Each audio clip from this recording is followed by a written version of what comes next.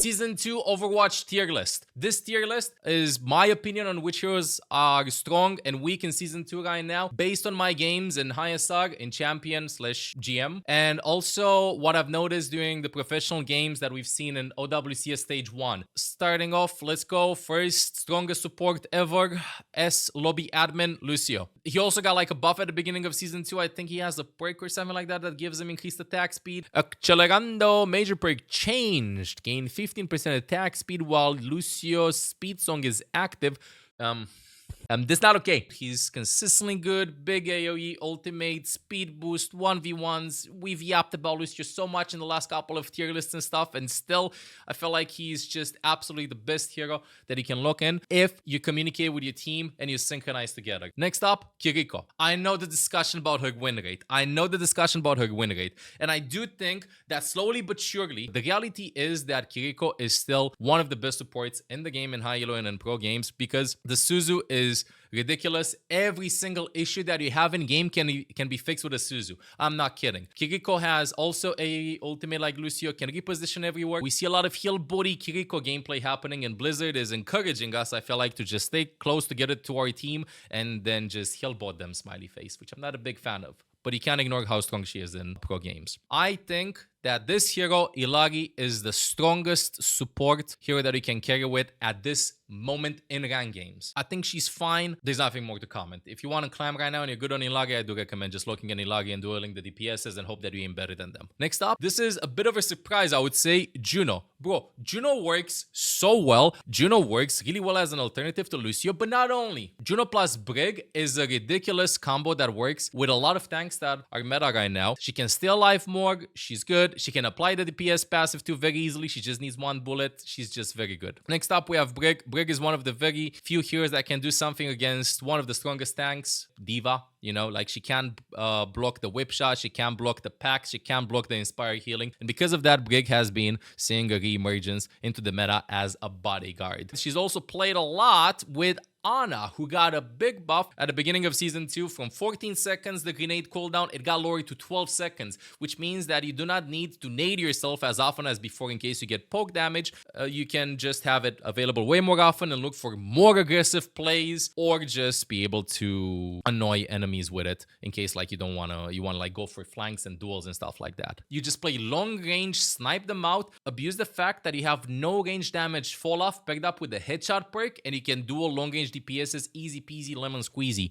So on maps like Junkertown or on maps like Havana, she's a legit pick. Next up, we have Zenyatta. This is probably a little bit surprising. I put him over here, not necessarily because what the pros are playing and stuff. I put him over here because I feel like this hero on long-range sideline maps, I think he's okay-ish, especially against the tanks that you're playing him against. You know how I said that Ilagi is very good? Well, if you don't have an Ilagi, maybe a Zen that deals a lot of damage is fine. He's okay-ish, I guess. Next up, we have Bop. Bop's a solid pick, I would say. In case you don't have Kiri in some comps, you can go Bop. Problem is that he's quite easy to get dived, and he doesn't have that much mobility. So in case like you're playing against, I don't know, Bold, Tracer, or Diva, stuff like that, then you're going to be suffering. But if you have a more Broly matchup and stuff, I think if you have good aim, you can get some value out of him. Next up, we have Wuyang. Wuyang got a bit of a nerf to his mobility. Rushing Torrent, duration reduced from 4 to 3.5 seconds, so a Wuyang movement mobility nerf. I still feel like he's a strong-ish pick, especially paired up with Kiriko, and he's still really good at surviving. He just kind of like fell out of flavor. I think he's okay. Speaking of okay, I think that the next two heroes, first I'm going to be starting with this one,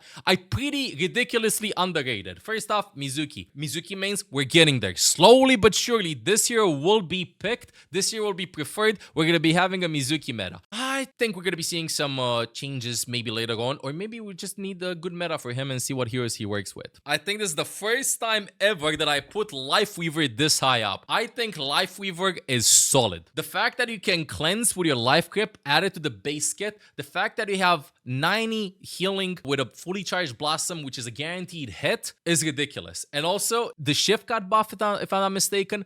I think that he's one of those heroes that we need right now to experiment, you know? Same with Mizuki. We don't know how to play with them, and we don't know what comps make them shine and who they're good against. But objectively speaking, you cannot dive this hero. And this hero is going to keep you up pretty nicely. So Life Weaver Goats, show me what you have. Entering the okay-ish tier, we have Mercy. Mercy helps a lot of these DPSs shine by just increasing the damage output with damage boost, pocketing them, good guesses, stuff like that, you know? But the problem that I have though is that they nerfed her mobility when I feel like they should have not done it. I'm seeing a lot of games in which like you pocket a lot of the DPSs that do land a lot of shots and carry team fights, but she also dies a little bit more too for it. Next up, spoiler, this is bias, but I feel like you can't do anything with a cat until you get both your perks up. But I feel like she's becoming more of a super niche hero in which, oh, we have High Noon, I'm gonna be picking cat and lifting you up to go and lift up the High Noon. I don't know, bro. I think that cat needs a little bit of help here and there. I'm not seeing a lot of cats carry games. And next up, we have Moira in F tier for drama. I don't know when you pick Moira. She needs to close the distance in order to do something to the enemies. And if you close the distance to do something to the enemies to start and tickle them and stuff like that, then you're just gonna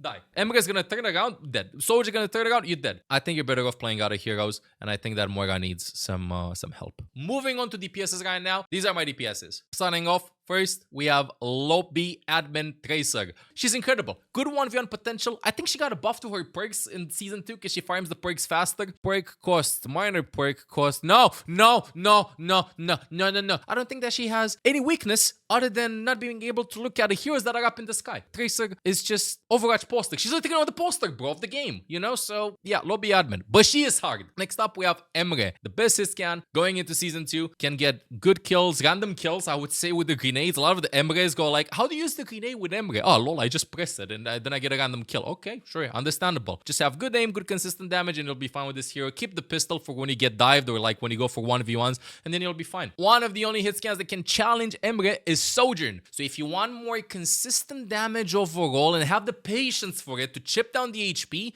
then Emre is the DPS pick for you. If you want more pick potential before fights and more explosiveness, that's where I feel like Sojourn is better. You just farm the railgun, look for the shot. Farah is being banned quite a lot and picked quite a lot on King of the Hill maps. And she also got some buffs. I think that she has like better damage with the E right now if you land it. Concussive Blast deals up to 50 explosion damage. Yeah, she's kind of good right now. I think that Cassidy is a good alternative to Emre and Sojourn in S tier. Why? Because he deals really well with these heroes. The flashbang is really good versus Tracer. So I gotta put Cassidy over here. Speaking of flying DPSs, we have Echo 2, which now can actually copy allies, which is ridiculous. Pair this up with that perk that gives her 50% starting ult charge when you copy somebody, and slowly but surely I think that players are going to be figuring out how strong she actually is. Next up, this is a bit of a speculation. They think that Reaper is very, very good now that he has dire triggers or however that was called into his base kit. I'm putting him in solid tier because I do think that he is actually very threatening, and I feel like that passive, that perk that got added to the base kit is pretty annoying, especially when I escape. I'm a tiny petite support in the backline escaping with 10 HP and then he just right clicks me. So yeah, it's pretty annoying. Next up, Genji. I'm putting him over here. Why? Because I feel like he's one of the very few heroes that can actually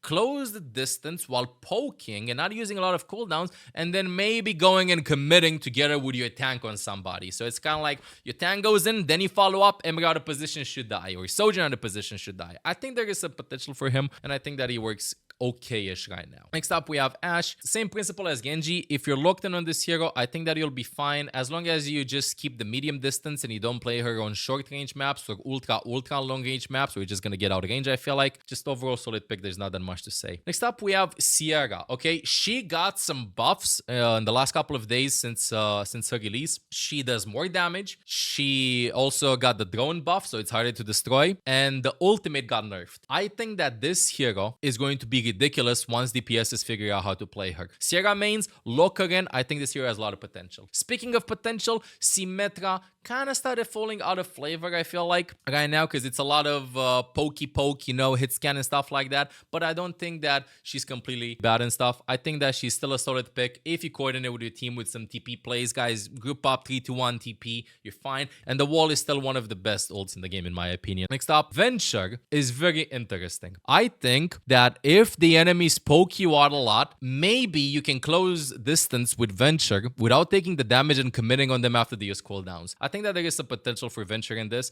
and also like kind of want to see a Venture meta too, so there's that. Okay, and next up, Freya. I think Freya is pretty underrated. I don't think that she can single-handedly carry games anymore. I think that she needs some help, but she's a valid pick if you're playing hitscan and you're having a hard time staying alive. She's like a hybrid, I would say, between a hitscan and a flying character. Soldier got some pretty nice changes going into this, but why pick Soldier where you can pick anybody else? There's not that much to explain over here. Still, I think he's a pretty good hero. Next up, I think Bastion got a nerf. Also, I feel like he works really well with the cat cheese. He works really well if you have a lot of brawl tanks happening and stuff. But I mean, you're going to see that the tanks that are played usually are very good at denying damage or benefit a lot from denying damage. So Bastion is kind of ugh. Vendetta got some nerfs in the last couple of patches. Recently, I think she got a bit squishier with the armor. Armor reduced a bit squishier. W, I think she's a bit weaker than before. I have not seen a Vendetta take control over the game. Widow is always good on maps that favor her. But even on those maps, I think you have better options. You just stay over there in the back, line up your shots, good. She's a high risk, high reward hero, I would say. I think Anagan still needs like a lot of help and stuff. I feel like Blizzard doesn't want to completely buff her because they probably feel like is going to be unfun to be completely on fire. She has potential in that she has a fun kit, but she needs some help. Next up, we have Hanzo. Hanzo is okay. You can get logs across the map and stuff. You can make space. You can just... Hanzo's just Hanzo, you know what I mean? Next up, we have Torbjorn. Torbjorn might be a little bit higher up, but I think that right now we are kind of dominated by a lot of hit scans and flying heroes. So your target is not going to stay up that much if you play with Torbjorn. Next up, we have Mei. I've seen like some Koreans actually playing OWCS, some Mei here and there, but it just depends on how good you are in the hero and stuff, and I do think that you have like better options. And lastly, we have Junkrat. Cool, fine. I think Junkrat is the best DPS in the game. He's my kryptonite. I can't do anything against Junkrat.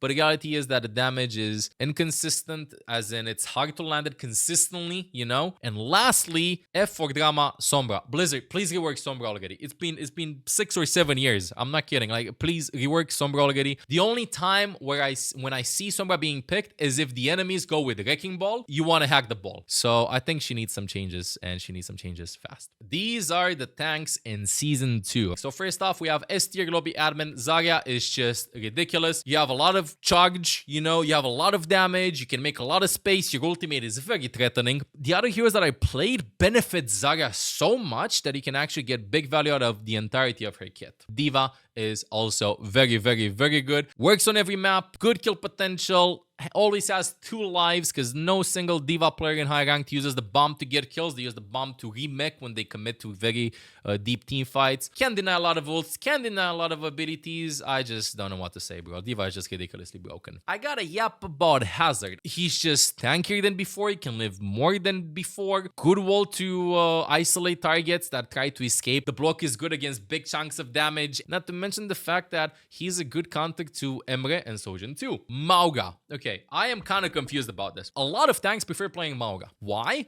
I think that the conclusion is I just use the cage, I don't die, I have a lot of poke damage before that as well. If they shoot me because I'm a big target, they're not going to be pressuring my hit scans that much and my other squishies that much. So maybe that's the logic behind it. Mauga is being actually picked quite a lot right now. This is a bit of propaganda, but I do think we're going to be seeing a Ramatra meta in the next couple of months because he's getting some buffs here and there and also that cool skin coming out too. I think that they're trying slowly but surely to bring back brawl-ish meta with Ramatra. Ram is good versus Zarya, by the way, as a matchup. Next up, we have Winton, and Winton wins a ton. He got a cool change at the beginning of Season 2 that lets him destroy deployables a little bit faster. Deals 50% increased damage to deployables, which are very annoying. You know, you dive, there's a Torbjorn, or there's an Ilagi pylon, or something like that. Well, right now, you can break them a little bit faster. If you're a Winton player right now, I think you can get a lot of value. Winton plus Sana is back, especially on maps like Ilios or Gibraltar. Next up, we have Orisa. Orisa is just a solid, decent pick. I don't think that she's going to be carrying the game. I think that she's just overall exists. You will provide consistent amounts of damage. The spear is pretty underrated, by the way. A lot of players also are picking Sigma. That's why I'm putting him in solid tier 2. The shield is nice and lets your DPSs use the shield a little bit so you can peek and shoot the enemies. Which is good overall. I think that Sigma is very good. Ball got an HP nerf if I'm not mistaken going into this season. He's a little bit easier to like punish than before, but this doesn't mean that if you're a ball goat and have like 5,000 hours on him, you can't get value out of him. He's still very annoying, still very carry heavy. Next up, we have B tier okay-ish. Roadhog. Whenever I see a Roadhog in my team, they always ban Anazen. He's just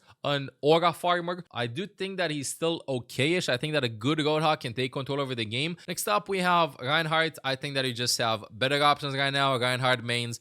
My opinion is that you need your perks changed. If you can float, I think it'd be good. He just gets out-positioned by a lot of enemies. Next up, we have Doomfist. Same thing as Ball, I would say. Literally same reasoning. You need a lot of hours on him. You're just better off if you look in other heroes. Also, Ball does more AoE stuff, I feel like, with the boops than Doomfist does. So this is why I'm putting him here. Next up, I feel like they either nerf Domina too much or we all learn how to play around Domina. I think that she's still okay-ish versus flying heroes and he can still act as an immovable object like Orisa is sometimes, but I don't think she's that good right now. And next up, F for drama, I'm gonna be putting Junker Queen here. I do not know when you pick Junker Queen. I have not seen Junker Queen being picked that much. I don't know, bro. I feel like, yeah, it's cool she does a lot of damage, but these heroes do a lot of damage. Yeah, it's cool that she brawls and stuff, but these heroes brawl too, you know what I mean? I think Queen needs some help, so I hope she's gonna get some changes. And this is about it. Please let me know in the comments what do you think about the meta right now, which heroes you think are strong, which heroes you think are weak. And if you enjoyed the content, don't forget to like, comment, and subscribe. And I'll be seeing you in the next video or on the streams on Twitch, YouTube, or TikTok. Hope you enjoyed the video. Love you all. Take care. Till next time,